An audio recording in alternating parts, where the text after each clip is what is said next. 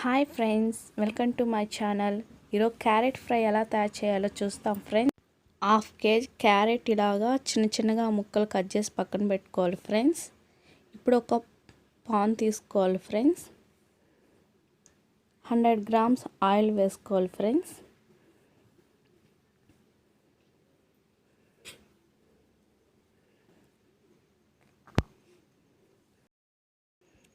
Oil బాగా heat అయిన తర్వాత ఇప్పుడు మనం కట్ చేసి పెట్టుకున్న క్యారెట్ ముక్కల్ని వేసుకోవాలి ఫ్రెండ్స్.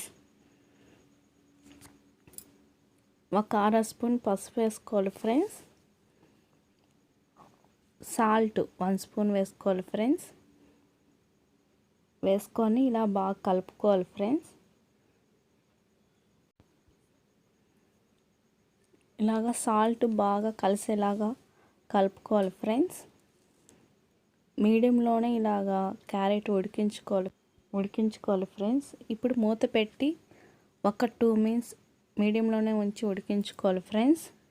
2 మినిట్స్ తర్వాత ఇలాగా ఆయిల్ మనకి బాగా కనిపిస్తుంది ఫ్రెండ్స్. ఇప్పుడు మళ్ళీ ఇంకోసారి బాగా కలిసేలాగా ఇలా ఫ్రై చేసుకోవాలి ఫ్రెండ్స్.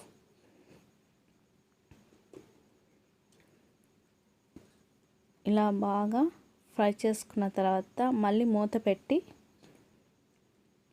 ఇంకో 2 మినిట్స్ ఇలానే ఉడికించుకోవాలి ఫ్రెండ్స్. ఒక 2 మినిట్స్ తర్వాత ఇప్పుడు మళ్ళీ అంతా కలిసేలాగా ఒకసారి ఇలా కలుపుకోవాలి ఫ్రెండ్స్.